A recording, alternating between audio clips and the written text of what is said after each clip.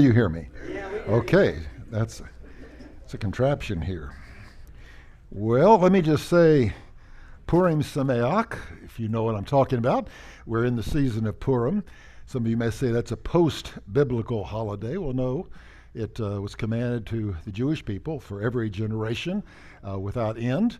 And in John 10:22, you find the Feast of Dedication. And we have one of the greatest lessons on Christology given in that context, based on Jesus' time at the porch of Solomon at the Feast of Dedication. But Purim is what we're in, and since we're introducing ourselves now to the Dead Sea Scrolls, which are the product of a Jewish sect, a community, and by the way, the book of Esther, which forms the story of Purim, was not found among the Dead Sea Scrolls. My theory is because every family had their own Purim scroll. They used that as part of their celebrations, family reading, and the result is that they took them with them. That was not something that was stored away, but be that as it may. Well, let's look this morning, or rather now this afternoon, at the value of the Dead Sea Scrolls for biblical studies. And my goal will be not just to cover the Old Testament, to move into some of the New Testament as well. But there's quite a lot of material. I taught a course recently at Shepherd Seminary on the Dead Sea Scrolls, and just this part here took about 15, 16 hours. So, but we'll abbreviate it a bit tonight. Okay. All right, let's ask the question, what are the Dead Sea Scrolls? It's not like my granddaughter who misunderstood and thought it was the Dead Sea Squirrels. And here we were in caves, and she said, "Did you find any of the Dead Sea Squirrels?" And actually I said, "Yes, we did. We found an animal skeleton in the back of the cave and brought back." I don't know if that's one of them. All right. So what are the Dead Sea Scrolls? Well, just in brief, we look at them. They are a collection of 1,000 plus documents that were comprised from 11 caves where they were discovered. They are the oldest copies of the Hebrew Bible, which we call the Old Testament. They contain the Jewish apocryphal books, some of them, and sectarian writings. This is writings written by the scroll community itself. And then they're composed in Hebrew, Aramaic, and Greek. And so it fit right in at Chafer Seminary. And they were produced between around 250 BC for the very earliest date, and then AD 60, just on the cusp of the destruction of the community by the Romans in AD 68. And the people from Qumran probably, from what we can tell, fled down south to Masada, ending their earthly journey around AD 73 with the Roman invasion of that site. But they were hidden in Judean desert caves somewhere before the destruction of the community, and that gave us the opportunity some 2,000 years later to recover these lost documents. Now, where were these things found? Where they were discovered, obviously in Israel, on the northwestern shore of the Dead Sea. There was a plateau, a community existed there, maybe from back as far as the time of Joshua at the city of Salt. Maybe it was also the place during the Iron Age of the School of the Prophets. These were all been suggested ideas. But certainly somewhere in the period we call the Hasmonean period, the late Hellenistic period, there was a group of Jews who settled here with an ambition to prepare for the coming of the Messiah. This was what they were all about. They were really not only a messianic in their intent, but they were very much messianic in their purpose. So to exist in order to prepare themselves to be a vanguard for the Messianic age. So they're only about 19 miles to the south of Jerusalem, so quite close. Many believe this was a priestly community. This was an old view. I think it's sustained by some of the work I've done, which hasn't been published yet. But we know that there was scribal activity there. That's been challenged, of course, but I think the evidence of the scroll caves being at the community, trails between the community and the far caves where the scrolls were found, those 11 caves, as well as the ones at the site itself, clues within the scrolls that give their practice and what they did, and things discovered on site that are part of the material culture of that community indicate this was the same group. And I have other reasons too, but one of the things this group did, it was kind of a yeshiva or a seminary. So it was like a Chafer seminary at the Dead Sea.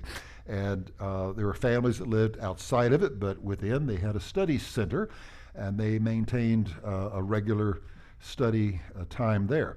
One of the things they did is they brought scrolls in and studied them. The scrolls would wear out, and so as we talked about already, the most efficient thing you could do was copy the scroll so you'd have a better copy of that scroll, and then take the older version of that scroll to protect it because it had its own sanctity, and then it would be put within a jar.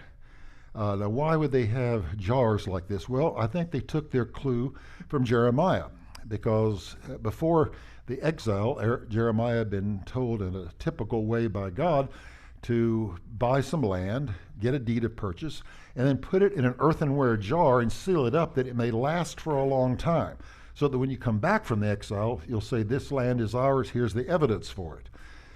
But this was a practice that was fairly common in that day, and we see it reflected here, and so they follow that practice. Those jars were then hidden in caves. You find those all along the western side of the Dead Sea. There's some, of course, on the eastern side too, but they lived on the western side, and that's where most of the hiding was done. Probably not more than a mile on either side of the Qumran community, because we know the caves at the north, and then I've been excavating caves in the south, and we know pretty much the limits of where the scrolls were hidden.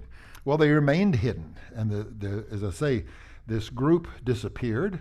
They're not mentioned in the New Testament, except maybe by reputation, but there's no names. They're not mentioned in Jewish history. The Pharisees, the Sadducees, who coexisted with them, left no records of their own.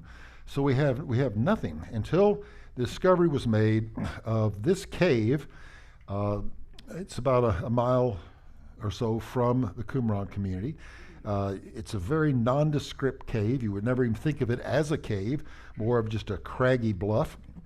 And a Bedouin shepherd, as the story goes, and this is the actual guy. One of the things I did was locate him. He's in his late 90s now. I haven't heard that he's died yet. Lives in Bethlehem. But I took him back, and he reenacted all this on film for us. And so he threw the stone, according to the story, lost one of the goats and didn't want to get scolded for losing a goat, so went looking for it, and was throwing rocks to see if the goat was gone somewhere. Now, you can see the hole in front. That wasn't there. The archaeologist made that hole.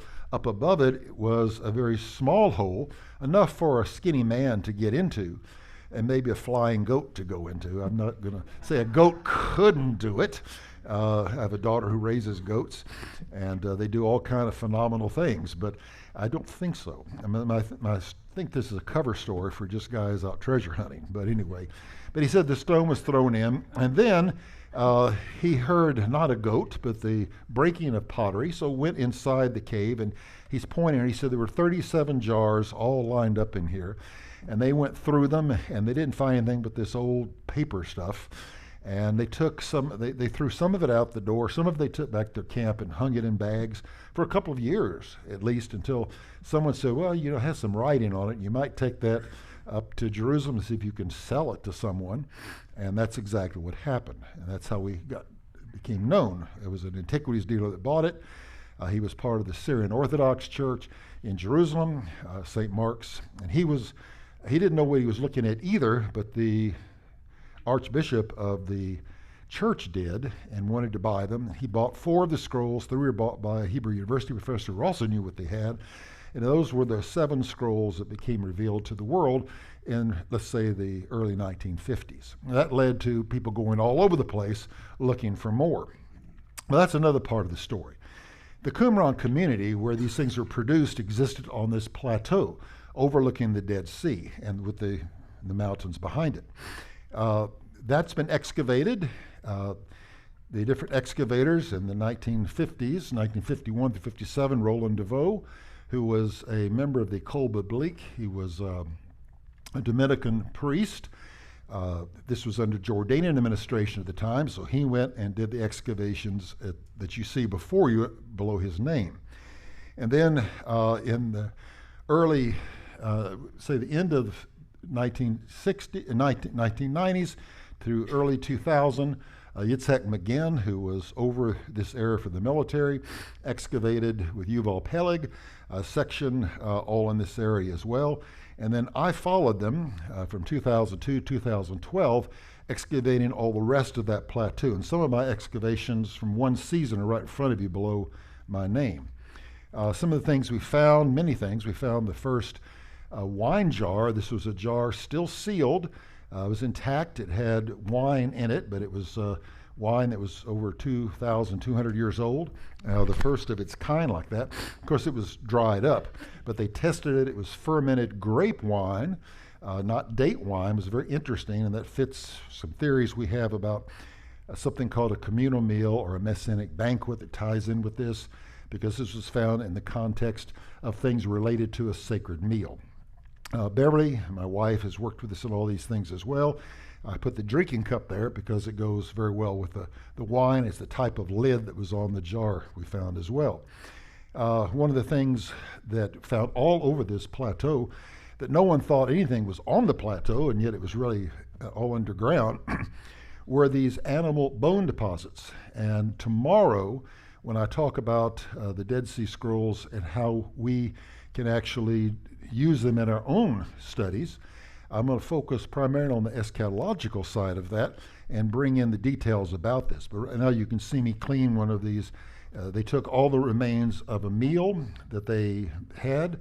They took all of the remains of that meal that were not eaten, including the ashes, and they buried them. But not only buried those, they buried all of the pots that they used to prepare the meal, serve the meal, everything else. Everything was put together and buried. It's a very unusual practice. It's not anywhere else in the land of Israel that we know of, and so there's something very unique about it. And here you see Beverly working on some of that as well. After I finished the 10 years of excavation here, I went to some of the caves. Again, people said, all the scrolls have been found, there's nothing left, you're wasting your time. And I said, well, my time to waste, isn't it? So we did that and found this cave. We found about 7 scroll jars in there. Now, they had no scrolls in them, but we found the jars, and you can see me down in one of the tunnels cleaning these things where they hid them. We found a scroll in one of the jars, still has not been, we used multispectral imaging to try to get writing on it. I think there's something there. Some people aren't convinced, still debate on it, but we did find this. This was all written up in a cover story in National Geographic in December of 2018 called The Bible Hunters.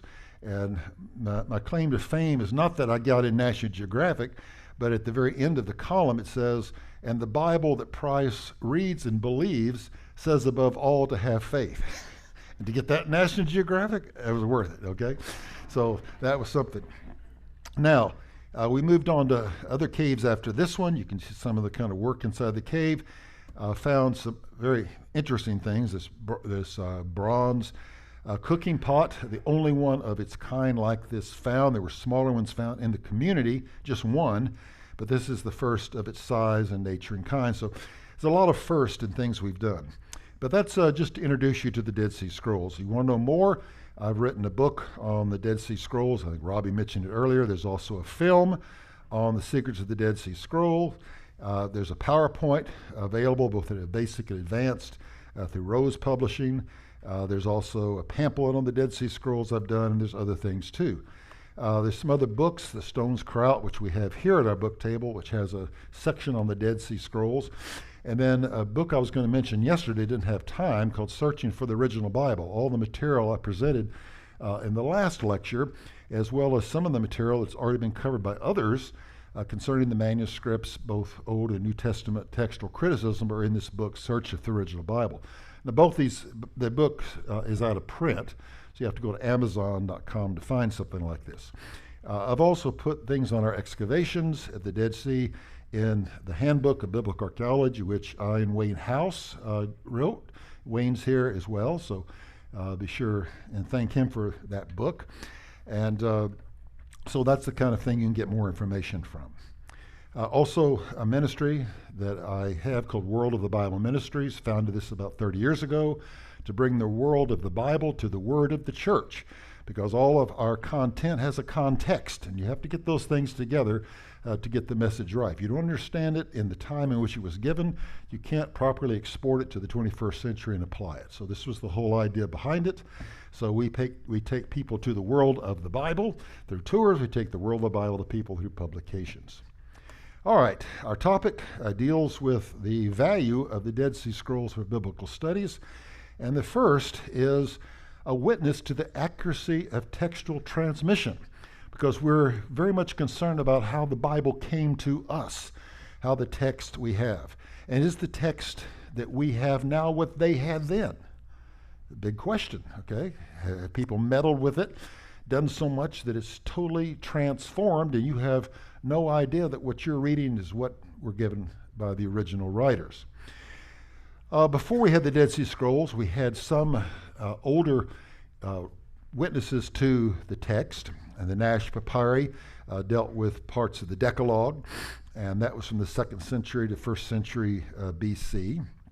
And then the Samaritan Pentateuch, even though we have this older medieval version, it reflects an earlier text, and so that was very valuable to us.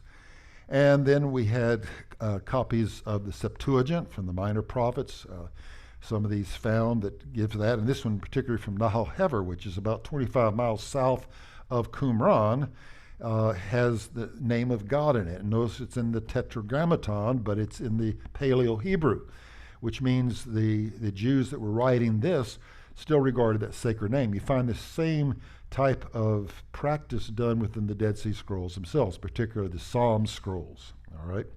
And there's a whole Paleo-Leviticus as well that's written in this more ancient script, even though that was not the script in use at the time. And then we had witnesses from the Masoretic texts. The oldest we know of, extant and complete, is this Codex Sassoon. Doug mentioned it earlier. This is up for auction right now. They expect it to go for $50 million. If anybody wants to go, I think they're having the auction right now, but it's the only complete copy like that. Aleppo Codex was the one most referred to, the next oldest and nearly complete Hebrew Bible. So these all reflected where the text stood at its time. But still, and the Leningrad Codex, we'll mention that one too, with the Ben Asher Masoretic tradition. So the vowels, and not just vowels, okay, also accentuation things for, I take all of those, both the vowels as well as the accentuation things, as their own commentary. Okay? So you don't take that as inspired, that's simply their view. And sometimes they put certain, shall we say, syntactical marks and things like athnox and things like this in passages like Daniel 9 to say we don't read this as a messianic passage, stop it here. But that's simply their way of thinking. So the textual significance of the Dead Sea Scrolls is that they preserve the Hebrew Bible as it existed at the latter part of the Second Temple period, as well as the time of Jesus. When we talk about what Bible did Jesus know, this is as close to it as we get, because this pre-existed Jesus' time. It was certainly some of the texts, because we have varying text of the Hebrew text at Qumran. But what's sensational about them is their age. They're 2,000 plus years old, and older by at least 1,000 years and more than the oldest copy of the Bible we had before they were discovered. So this is an amazing thing. And so by comparison, let's just say if we take something like maybe say not the largest, but the most complete of a biblical book, that would be the Great Isaiah Scroll. There's multiple copies of Isaiah, and I'll show you that in a moment, but this one dated at least to the way it is written. Okay, this is carbon 14 dated with 125 BC. But this was a study copy. You can already see just from the picture up here how you have marginal notes and additions and things. So it went through a number of revisions. So we can push this back at least to 200 BC in terms of the text itself. And what's interesting is here you have the Aleppo Codex from around, let's say, 1000 AD. And then you have the Isaiah scroll from here, let's say 200 BC. And the gap between them, it closes this gap of complete darkness. We had no text, no witnesses. And all of a sudden we have an abundance of witnesses. And that's why it was one of the greatest archaeological textual discoveries of all time. So this takes us back closer to the autographa of the Old Testament as it left the hands of Ezra. And so when you look at these, comparing them word by word, line by line, with the version from which our English Old Testaments are translated, you have about a 95% agreement, which is remarkable. Okay, now I'll show you in a moment, there's about 200 variants in this great Isaiah scroll, but in terms of the real significance, there's not any great difference at all, which tells us that the scribes did a remarkable job. Now, we haven't gone through anything like that yet, talking to you about the scribal tradition and how these people were trained from birth, and they were part of a scribal caste. This was their job. This is all they knew, how they memorized the text, how they had all these rules of the scribe, how they washed and dressed and came to work to do just this work. If you were writing a copy in a scroll and a king entered the room and called you by name and you happened to be writing the name of God at the moment, you were not allowed to raise your head and even acknowledge his presence until you finished writing the name of God. And so I was thinking about the text we looked at where it talks about the king is required to write for himself a copy of this law. But it says, in the presence of the Levitical priest, which means they're watching everything he writes. So the chance of error is reduced because they know the text and they know if he misses something and they can correct him on the spot. These scribes, it was amazing the work, and now we have evidence of that. With 1,000 years and more of transmission of the text, there's no variance but by 5%. So that's an incredible thing. It tells us that we can trust the text and that these people took their work very seriously. Now, you look at this brings us to the textual evidence. We had the original Hebrew text, the autographa, before 400 BC. Samaritan Pentateuch is a witness in between, we could say, but then the Dead Sea Scrolls gives us a text close to the Masoretic text. We call it a proto-Masoretic text. And then we have the other witnesses that are there. And then we have the oldest Hebrew manuscript from which our Bibles are translated. So these are all the witnesses that are there, but before 1947, there's this 1,200-year gap that existed between the text, and that's all closed with the Dead Sea Scrolls, the biblical text. And by the way, the sectarian text is a whole nother huge section of these scrolls, and they cite from the Hebrew Bible as well. So we have all of that, not just the Hebrew Bible text themselves. Now, while a portion of every text in the Hebrew Bible exists except for the book of Esther, it should be noted that the remains of only one manuscript each were found of Chronicles and Ezra and Nehemiah, only two manuscripts for Joshua and Proverbs and Ecclesiastes. I mentioned how Esther was used at Purim. Most people have their own copies, and that's probably why we don't find it. But we do have allusions to Esther. There's a proto-Esther text, so there's no doubt that that was there, or it just hasn't been discovered yet. My wife's great ambition is to find the Esther scroll someday, digging in a cave. I don't know if we will, but scholars see in the number of surviving biblical texts a relative indicator of the books of Scripture that were important to this Jewish community. So look at this for a moment. Here is a list of the biblical manuscripts, and I've highlighted those that are most in number. So Genesis is at the top of the list in one sense, because it was extremely important to them. Because as you know, and I know, that this is the foundation for every major doctrine in the rest of Scripture. If you don't have Genesis right, And of course, this is the beginning of Israel's history, beginning with chapter 12. If you don't have this right, you have nothing right. So this is why it has always been a perennial battleground. When you come to Exodus and Leviticus, you'd expect those books, which guided the community, to be large. Deuteronomy is the largest of all. 34 copies of Deuteronomy were found. Now, this was also Jesus' favorite book. You say, really? Yeah, he cites more from Deuteronomy than from anything else. And as you get familiar with Deuteronomy and Moses' sermon on the plains at Moab, you begin to realize why. The whole plan of God is laid out all the way through the tribulation period. It's amazing stuff that's there. So it's a very important book. But Isaiah, 23 copies of it, and then 10 of Daniel, and we could add 2 more to that have been discovered since this list was made. So you can see they had a very strong interest in prophetic books and certainly in the core foundational books that comprise Israel's history. When we look at it kind of in a pie chart, you can see that breaking it up, about 200 plus manuscripts represent the biblical books, about 200 the sectarian text, and a lot of these are commentaries on the Bible itself. So it's very interesting. I mean, you find a 2,000-year-old commentary on the Bible. And then other parts of Jewish literature, because this was there. And by the way, they distinguished, in my opinion, between apocryphal books and biblical books. The name of God, which you talk about, is there, is never put in the Paleo-Hebrew in any of these books.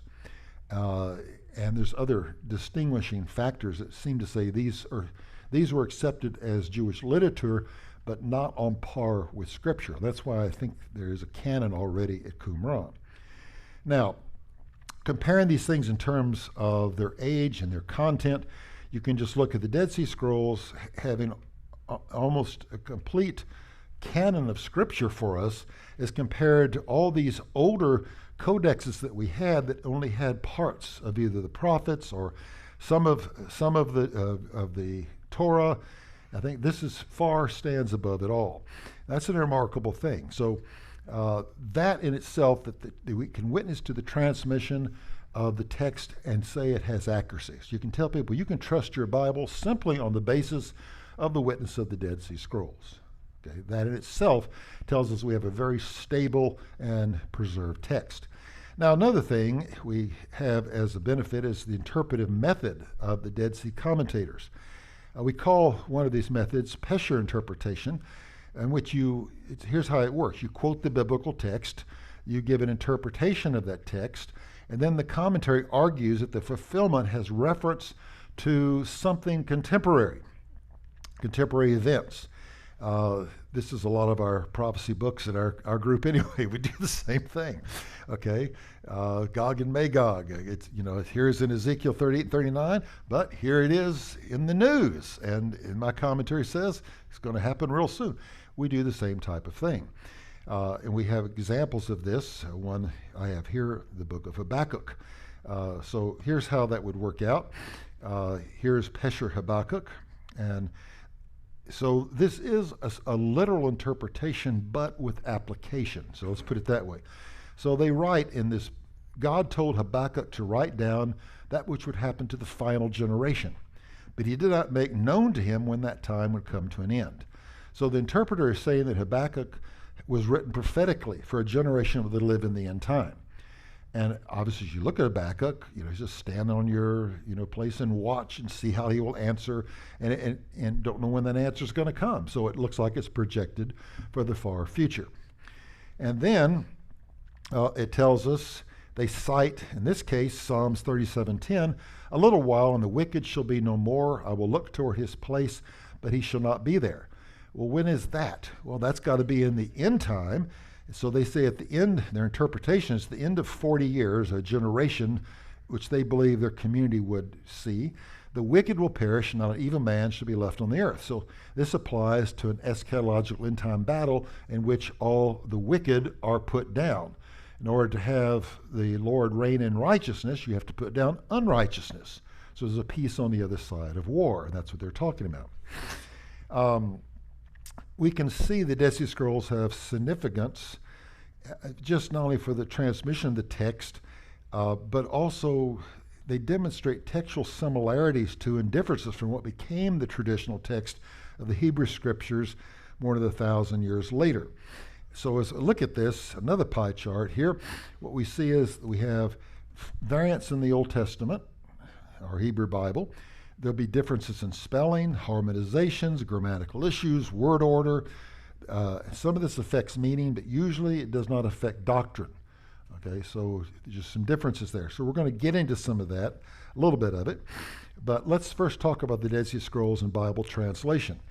If you have, you're stuck with the Scofield Reference Bible from 1901 or whatever it was, and didn't even get the revised Scofield, whatever. None of that. They didn't take into consideration the witness of the Dead Sea Scrolls in any of their translations. But since 1950, every major Bible translation has claimed to have taken into account the textual evidence of the Dead Sea Scrolls. That means it's extremely important. And whether you know it or not, those Bibles, the ESV, the NIV, the NASB, all of these use the Dead Sea Scrolls as they made their committee decisions and translations. Now, the value of the Dead Sea Scrolls also helps us aid in refuting higher critical claims. We've talked about low criticism being simply the variations in the text. High criticism deals with, what we believe that text says and how we critique those things. So some of these that are very well known, the date for the close of the Canon, I mentioned that yesterday, but here you see on the road of Emmaus that our Lord spoke to those he was walking with and said, these are the words I spoke to you while I was with you, that all things which are written about me, and notice that already tells you that in the Hebrew Bible, the Old Testament, there are things written about the Messiah. Okay? If you don't believe that, then you don't believe Jesus. Just flat out. He says, it's written about me in the law of Moses, the prophets, and the Psalms, and it must be fulfilled. So it's written there so that we'll have a future time of fulfillment, some of which has been fulfilled in the past with the first coming of Messiah, so will be fulfilled with the second coming of Messiah. When we come to the Dead Sea Scrolls, we have different texts that say there's a canon, there's some recognized order. He says, we have written to you that you must understand the book of Moses, that would be the Torah, the prophets, that's Nevi'im, the prophets, and of David, he represents then the Ketuvim, the writings, which include the Psalms, for instance. So this is what's there. As I said, critical scholars date the recognition of the canon to AD 90 at the Council of Jamnia. Conservative scholars would date it at 425 with Ezra, somewhere in there. And that they assume a close of the canon there. This argues for the conservative date, because now we have something at least 100 BC in some of this text here saying already this is recognized this way. So it argues for an earlier date rather than a later date, and conforms with the gospel account, which is somewhat in the same time period. Now, the unity of the book of Isaiah. It's hard to find a seminary nowadays that believes in the unity of the book of Isaiah, my own included, okay? Old Testament professors just don't accept that anymore. There's a first and second Isaiah, even a third Isaiah, Tredo Isaiah if you want. So this was the belief that the Isaiah scroll, as it came down, was recognized based a lot on the idea of predictive prophecy, which they denied. You couldn't have prediction of the Babylonian captivity and a book written that also talks about the Assyrian period, so that's not possible. So they just said, you look at the style of Isaiah.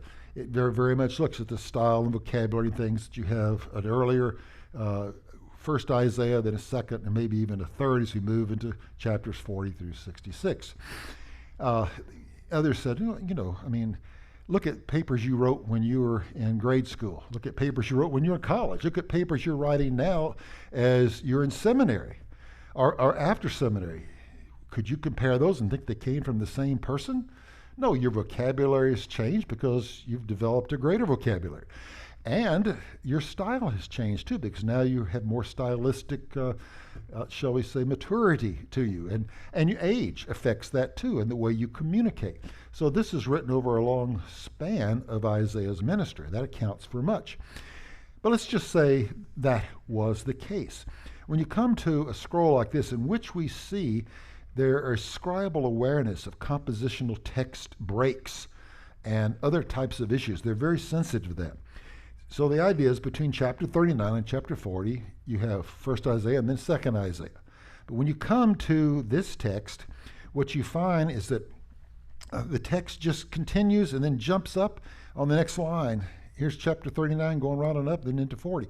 They see no compositional break. They see no second Isaiah. And of course, when we come to Jesus and others who cite from Isaiah, they cite from both sections of Isaiah equally, and they're all attributed to the prophet Isaiah. And this argues for conservative dating of this. There's more details to this, but it would be strange if these chapters were written by different Isaiahs and not somehow indicated in a text in which there are other indications that they knew those kind of differences existed. And then we have the date of the book of Daniel. This is still a battleground for conservatives. Another thing that a lot of the seminaries have abandoned, or conservative evangelical seminaries have abandoned an early date for Daniel. I'm not sure how you remain evangelical or remain an inerrantist if you say Daniel didn't write Daniel. The events it describes were not prophetic, when it clearly says they are prophetic. I mean, how do you deal with that? But anyway, you can see here I've listed some of the fragments for the book of Daniel found in Cave 1 and 4 and 6. There's now one, I think, another one from Cave 4 that's been identified. And so these can be dated paleographically by the style and also carbon-14 dated. The earliest we have is 125 BC, others 100 BC, but that already presents a bit of a problem. The problem for the critics is they date Daniel to the mid-2nd century BC, which is exactly the same time these scrolls were written, all right, or date. And so they say, well, the genre is apocalyptic. Well, who says? It's prophetic. There's a difference between prophecy and apocalyptic, but they want to put it in that category. And as they do, then they say Daniel wrote only when this style of apocalyptic literature was in vogue. And that would be this time of the Second Temple. It predicts things like the Maccabean revolt, or Antiochus IV Epiphanes, or things like this. Now, not by name, but the events described have to be written after they occurred. How else could it be? This is called post-eventu prophecy. Had to be that way. Well, no, it didn't. Not if you believe in a God who can do all things and reveal his secrets to his prophets. No, you could do that. Now, here's the problem. If you have texts that date from the very period they're supposed to have first been composed, and then you look at these texts, and like here's one that has variants, textual variants. Now, how do you get a textual variant? Not from writing it right then, only as it's passed on and it has to wear out and then be, transferred, transmitted. We have a variant here and here. One is in agreement with the Syriac Peshitta. The other substitutes Elohim for Yud He Vav He, he who is, if you take Doug's understanding. It takes time for a variant to enter in. It takes time through successive copying for this to happen. The transmission of a text, and it's not just in one place. Look at all these different changes and marginal notes and things in a text of Daniel.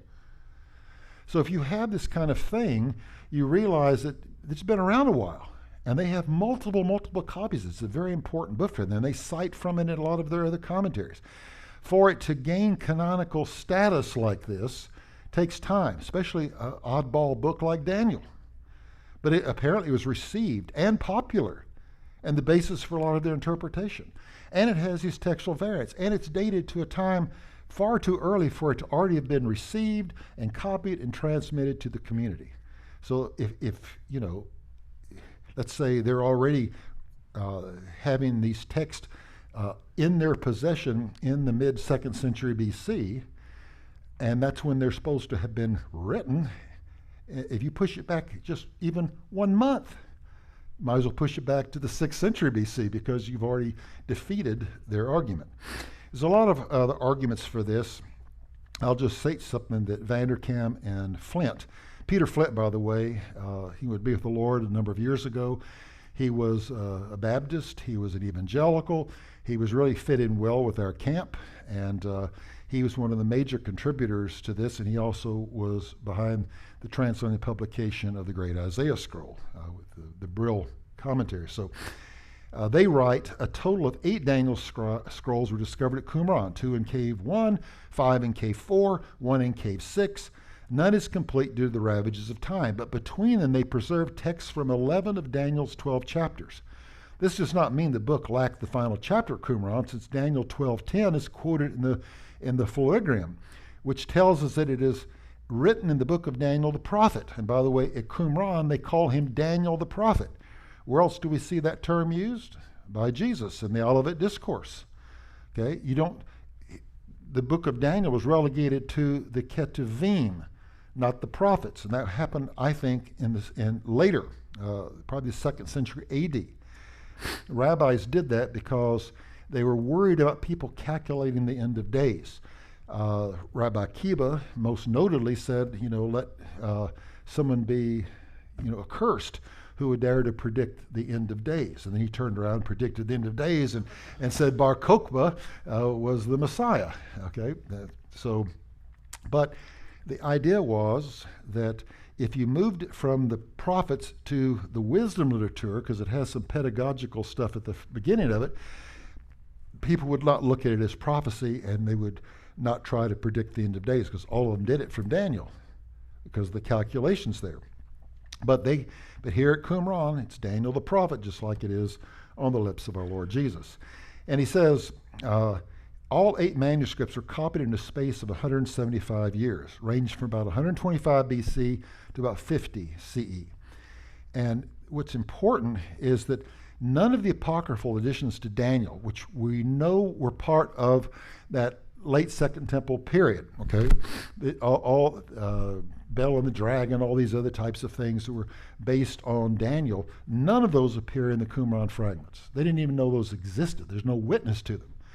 So if Daniel was like them, a pseudo-Daniel, and written then, why wouldn't it appear among the Dead Sea Scrolls? So you have a positive witness that you have of these manuscripts, and they're dated as old as they are, and then you have also a negative testimony of the fact that you don't have other things that witness to Daniel because they were later in time and not considered to be canonical. So all these types of things were there. There are other examples. I think I'll skirt some of this. I had more details on why Daniel could not have a Maccabean origin. But let me just say, I think I've said enough to let you know the scrolls have pushed back critics. They have to answer this. And they try to simply say that with a short period of time, you could have had it composed, accepted, and transmitted, but that we know of nothing else in all of history that has that short of a compositional period, an acceptance period, and transmission period. It just doesn't work, okay? And again, the reasons against Daniel have to do with the fact that it has predictive prophecy. Now, another thing is this aids to resolving Old Testament textual issues. And I want to show you some of these. Let's look at some that you may not even know was an issue, but here in Psalms 22:16, we have in our English Old Testament, we read, "For dogs surround me, a gang of evildoers encircles me. They have pierced my hands and my feet." And so this is drawn largely from the Septuagint, but we have the Christian testimony that Psalms 22 is a messianic psalm, and it predicts from beginning to end the experiences of our Lord as he was on the cross. How do we know that? When you come to the account in the Gospels, he starts with the idea, my God, why have you forsaken me?" which is the first words of this psalm, and then ends with, "It is finished," which is also the last words of this psalm. So he has this in mind, and he leaves us a witness from the cross of how David was a type of him, and that's very obvious throughout the Old Testament too. So the text has given us that, but Judaism pushed back on this, and one reason is because while the Septuagint was the Bible of the church, both the Old Testament Septuagint and then the New Testament Koine Greek, which we know, it had the term horutzon, which means pierced, so it was clear. But that's not what the Masoretic text says. The Masoretic text is quite different. Let me get to that real quick. Masoretic text, which I have at the bottom down here, it says, dogs have surrounded me, the wicked have surrounded me, ka'ari, like a lion, are my hands and my feet. Yadi regai, okay? So you have the term as a lion, ka'ari. Well, that's a long way from the idea of pierced. But if you realize now, we found the Septuagint had to get that reading from someplace because it's copying a Hebrew text. So where did it get it? Well, now we have that. Now Hever, just a distance from Qumran, they found this text, and you can see it. It's right here. The black and white makes it a little clearer than maybe the color would. The color was pretty good. Ka'ari. You don't have any spaces between the letters. But it doesn't say ka'ari, it says ka'aru. Kaf, aleph, resh, vav. Okay, ka'aru. Now that's a wholly different thing. And so when you look at these in comparison, you can see I'm having circled with red, ka'ari, ka that is your preposition, as, and ari, a lion. But then when you have ka'aru, this is the verbal form, okay, and it means pierced. So it's, they pierced, third person plural here. So we have a Hebrew text that says that. We don't have a Hebrew text, as far as I know, that says ka'ari. We have just simply the witness of the Masoretic text, no older text. So what that does for us, it says we have at least an understanding where the Septuagint got it, and you can't argue against this reading. It's actually the oldest Hebrew reading that we have. And you can see how a scribe could make a mistake. If you have a worn out document, you see the difference between the little yud at the end of ka'ari and the vav at the end of ka'aru, just a tiny little part of a pen stroke. So if the text is worn in the least bit, you would read that noun, trying to make sense of it rather than the verb. Now this could also be intentional, because you've at this point had a long period of dispute over this text between Jews and Christians. This is some of the evidence that Christians brought up, and they had these debates before kings and other figures. So it might be that you would want to alter it just a little bit to protect the Jewish community from misunderstanding, but we don't know how to explain it, but we can at least see what happened. All right, so that's what we have, ka'ari and ka'aru, noun versus verb. We have in the Isaiah scroll, as I mentioned, some 200 variants in comparison to the Masoretic text. Those are very significant in many cases. They affect orthography, a difference in consonants, different grammatical forms, different words, omissions of words, additions of words. As I say, most of these don't affect interpretation, but they're there, and they have to be explained. So here's some examples of differences. Isaiah 6:3, the MT has holy, holy, holy, but the Qumran text just says holy, holy. Okay. In Isaiah 12:4, the Masoretic text says plural they, you will say plural. I mean, there's no you plural in English, as you know. We say y'all, look at down here in Texas, that's good, but we don't have that but in other languages, it's a clear grammatical distinction. But here it's used singular in the Qumran text. In Isaiah 37:25, there's something about waters, and there's something about strange waters. In Qumran text, building off a passage in Kings. And then Isaiah 53:11, the most significant one I want to show you, and this is the famous passage of the Messiah's suffering. It says, he shall see, and then it just goes on. But in the Qumran text, it says, he shall see light. And this is after the passage of his suffering and death, and all of a sudden he shall see, and it talks about his posterity. But it doesn't necessarily imply he came back to life. He must have in order to have a posterity, But the Qumran text speaks very clearly about this in terms of seeing light, the light of life. Now, the Masoretic text talks about he has broken the covenant, he has despised the cities, he regards no man, and has cities, arim, instead of what Qumran Isaiah says, it says atim, witnesses. The enemy has broken the covenant, he's despised witnesses, he has regard for no one. Now, in terms of the context and explanation, witnesses fits a whole lot better. Okay, it's the reason a lot of English translations, the RSV, NIV, NET, have all adopted this textual variant. But these are the kind of things that you will see going on. Here's the one about the suffering servant. As we see it in the Masoretic text, as a result of the anguish of his soul, he will see it and be satisfied by his knowledge. The righteous one, my servant, will justify the many who will bear their iniquities. But when we come to the text in Isaiah 53:11 of the great Isaiah scroll, it adds the term light, order. And by the way, this was already in the Septuagint. Septuagint said phos, light. So it's not that we didn't have a witness to this, but we didn't have a Hebrew witness to it, and now we do. He shall see the travail of his soul, meaning he shall see the results of the fruits of the travail of his soul. But the variant light more readily suggests the idea of resurrection. And that may be one reason why it was suppressed, if you want to put it that way. So here it is in the text. You can see, Vayehi or, he will see light and be satisfied. There it is. Now, how do you decide on this variant? Okay, just to think about this, you can see that different versions either saw it or added it, but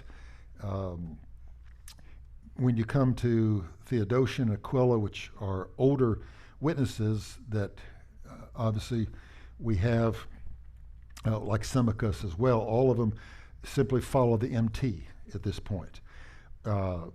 But here again, we have in both of the versions, we have of the Isaiah scroll from Qumran, he will see light is there.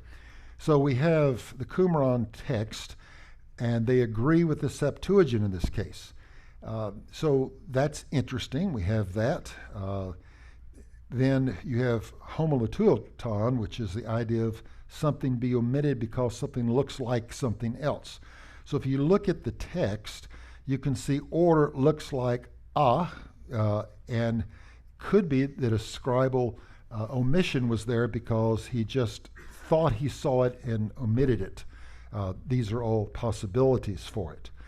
But you'll see that a lot of people have adopted the fact that it should say he will see light. When we look at this, this is a prime example of the Proto-Masoretic group and how it differs from the Septuagint here, but at the same time, Vayehi or, again, suffered because of graphic similarity, haphography, the idea of repeating something. But if we accept Vayehi or, he will see light as original, it explains why the lack of or exists. Again, the harder reading would have light in there. The easier reading is to not have it, and there it is. So due to visual similarity, a scribe would have written Yireh, okay, and thinking he's saying, fear instead of order, light, and looked at the wrong place and written it by accident. So we have some good justification for accepting that, which adds to the messianic character of Isaiah's message. And then we have this is essential to Old Testament textual criticism. We just did a little bit of it, but here is an interesting passage in 1 Samuel 11. In 1 Samuel 11 in the Masoretic text, it says, Nahash the Ammonite came up and besieged Jabesh Gilead. And all the men of Jabesh Gilead said to Nahash, make a covenant with us and we will serve you. But Nahash the Ammonite said to them, I will make it with you on this condition, that I gouge out the right eye of every one of you, and thus I will make it a reproach on Israel. Well, the question is, of course, why did he require the right eye be gouged out? The Septuagint and Josephus give additional information about this requirement. So if you look, for instance, here, you'll see the addition of a paragraph that explains the purpose for the mutilation. And here is 1Q Samuel, this is the Dead Sea text. Nahash, king of the children of Ammon, sorely oppressed the children of Gad and the children of Reuben, and he gouged out all of their right eyes and struck terror and dread in Israel. There was no one left among the children of Israel beyond the Jordan whose right eye was not gouged out by Nahash, king of the children of Ammon, except for 7,000 men who had fled from the children of Ammon and entered Jabesh Gilead. So now, it says, and about a month later. So the idea is that we did it on this side, we're going to do it on this side. Okay? So, quid pro quo or something like that. We're just going to follow the same practice. We didn't have that information. Josephus had it from someplace. He gives the same account in Jewish Antiquities and talks about, for he put out the right eyes of those who delivered themselves. And so he understands. So he gets this information from some Hebrew text, as does the Septuagint. But why is it in the Masoretic text is the question. So it could have been omitted by a careless scribe who confused the last words of 1 Samuel 10:27, but he kept silent with the opening words of 1 Samuel 11:1. Now that's not in the Masoretic text, but it is in the Septuagint, which assumes a Hebrew text would have something like a chodesh, about a month later. You look at that, and there's so much similarity between the terms. As you're writing, you could have omitted, jumped a whole paragraph in this case, and done that. Now, is that likely or not? Well, somebody did it. Why they did it is still the question. But first, there's two explanations. One is this one: the scribe skipped to the end of the first phrase, to the end of the second, and omitted the whole paragraph in between, or it may have resulted from a scribe copying a text that had an explanatory note added by another scribe for clarification, resulting in a longer version of this text. That's possible. Such scribal accidents or omissions could happen, but not intentionally, as this implies. Because if you look at the rules of the conduct of a scribe, you just don't have that much error. If you accept that kind of thing here, why not then all the rest of Isaiah? And we see that didn't exist. There's only 5% variance. So, but we have this. We have this witness to a Hebrew text that gives us this information that both the Septuagint and Josephus had. Here's one too, Exodus 1:5, about how many people came into the land of Israel came into Egypt from the land of Canaan. It says all the persons from Jacob were 75, and that's also mentioned in Acts 7:14. So it's very interesting. You have the terms 5 and 70 people or souls here mentioned in 4Q13, and again over here in 4Q1 has that. Where did that come from? Because the Masoretic text doesn't read that way. Masoretic text reads 70 persons, but again, the New Testament and the Greek text of Acts is citing Exodus 1:5, its implication, and it says 75. So what we find here is we know now that there is a Hebrew text, of Exodus that has that exact reading in it. So again, there are different explanations on this, but in this case here, the text agrees with the Septuagint, and it agrees with the New Testament citation from a Hebrew text, and that explains the textual variant. Here's another interesting one, Deuteronomy 32:43, where it says, worship him, all you divine ones, or all you angels. That's not in the Masoretic text, and yet the author of Hebrews cites it.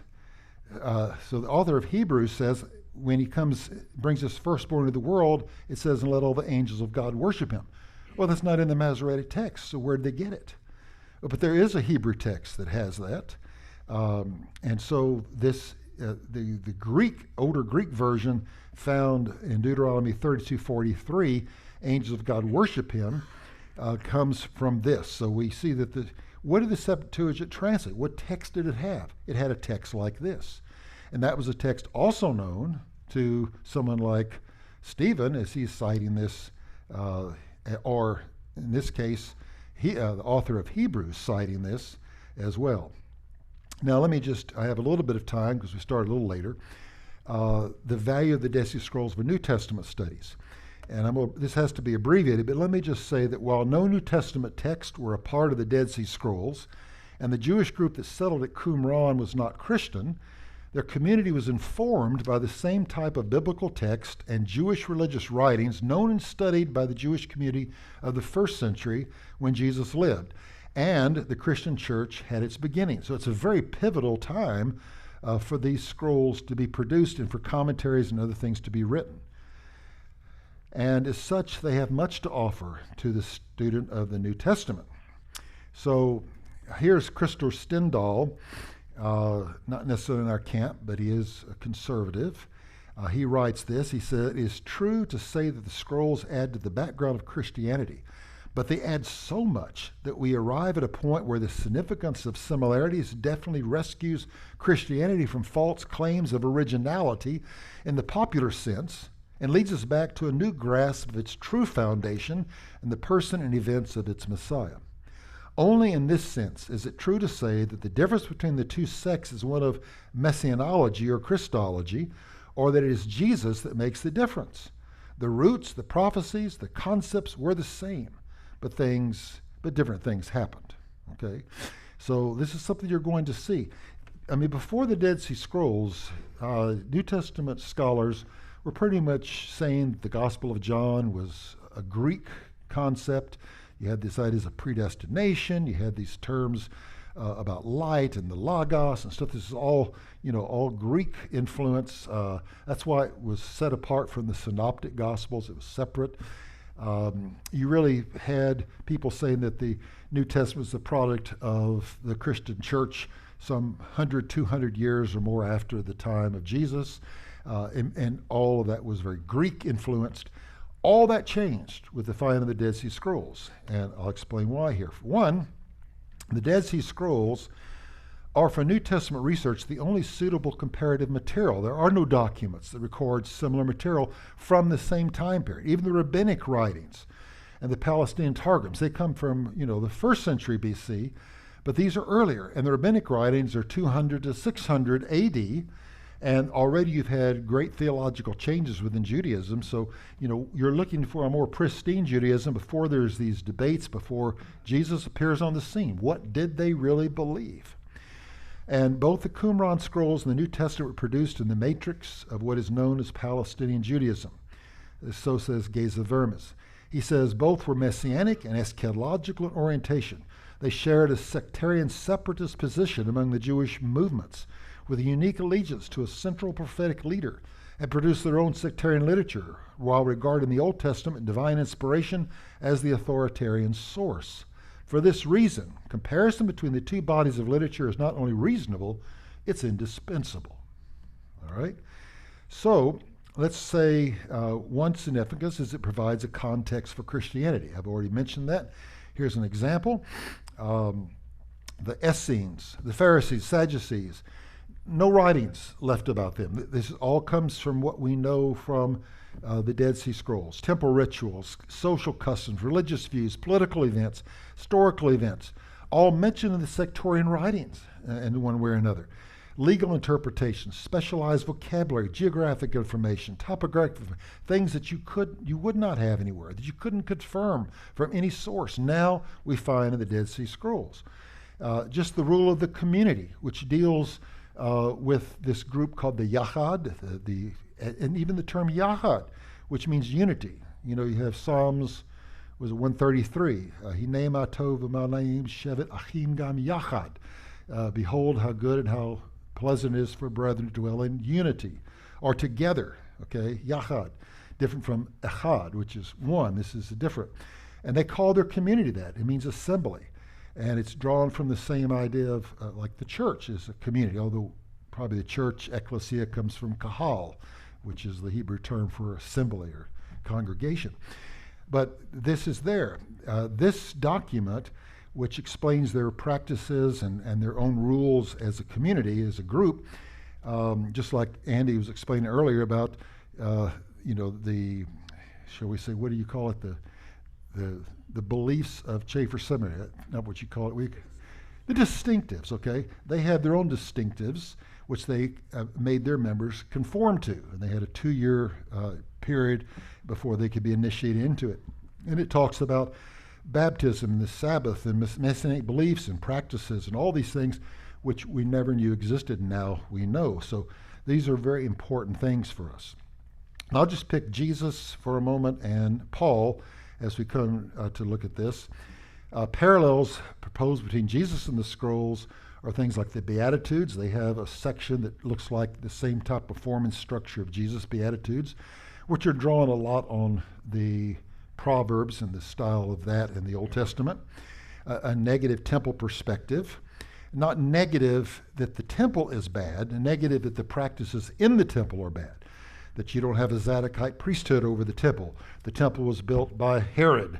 That the temple is subject to abuse by the Romans, and they have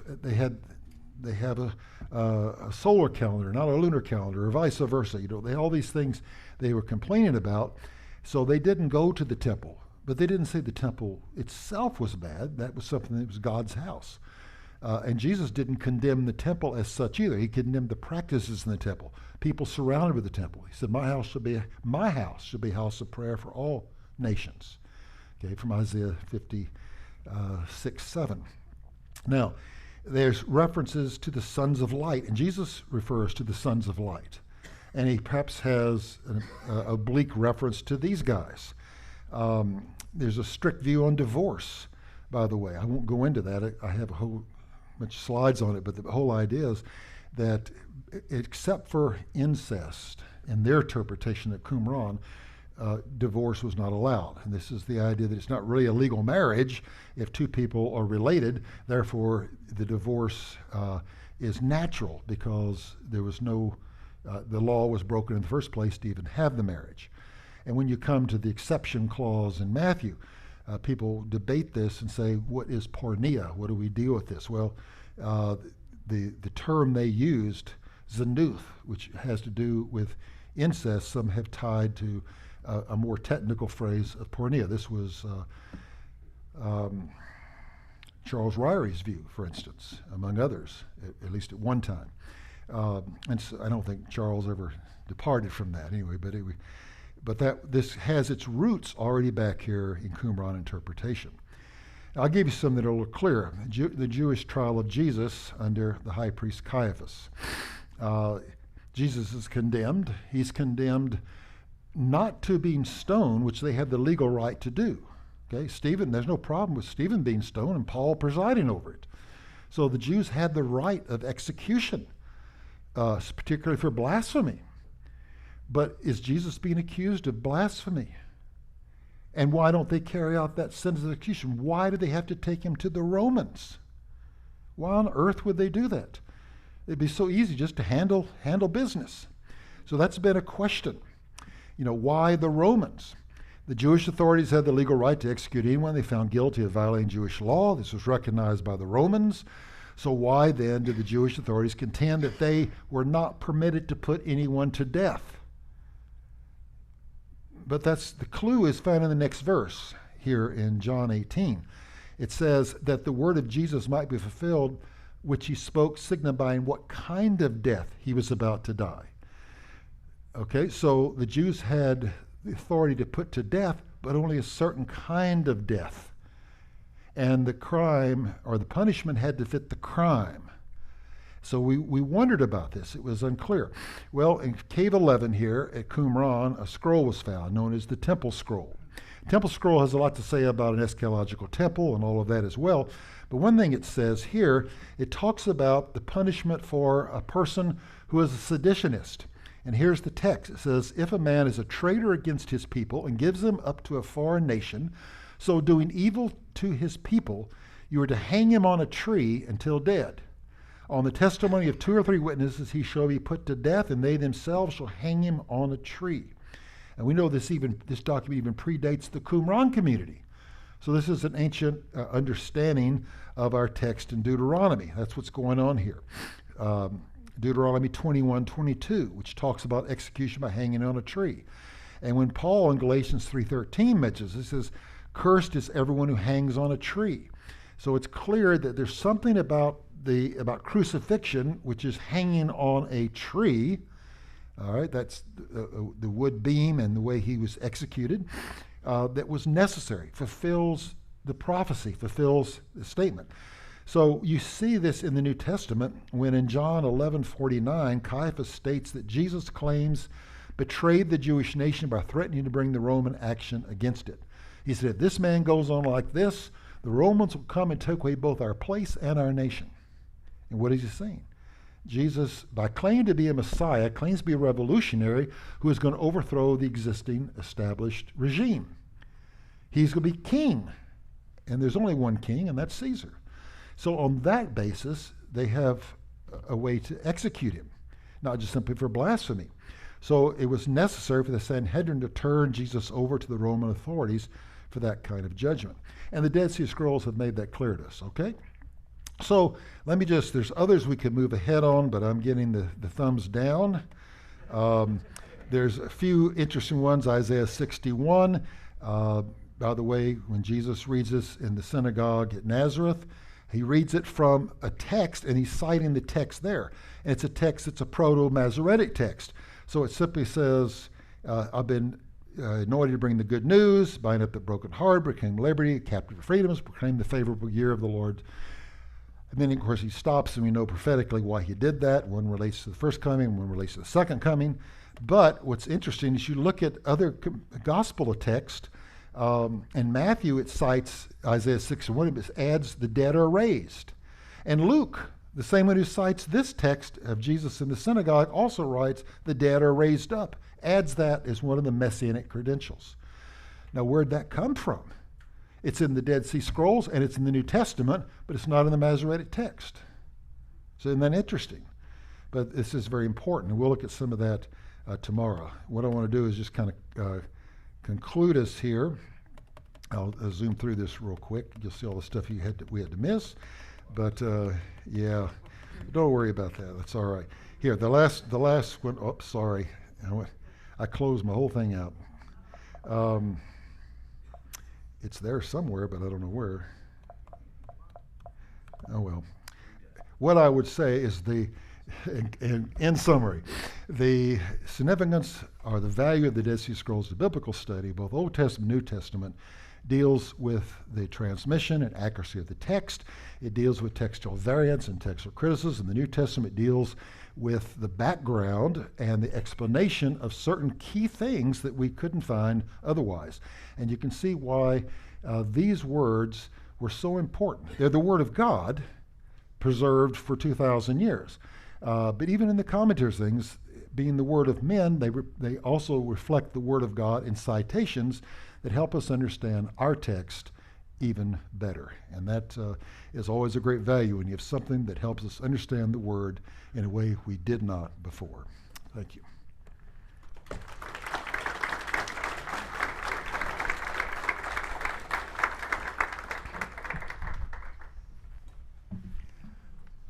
All right, we have a couple of minutes for a couple of questions. You got a question? Okay, I got a question. I'm going to go first. Okay. What value are David Flusser's works for us? Pull your yeah. That down. All right. David Flusser was a professor at Hebrew University. He was actually a professor of New Testament there. Very interesting fellow. He called Jesus his master. He said he loved Jesus, but he would never claim to be a Christian.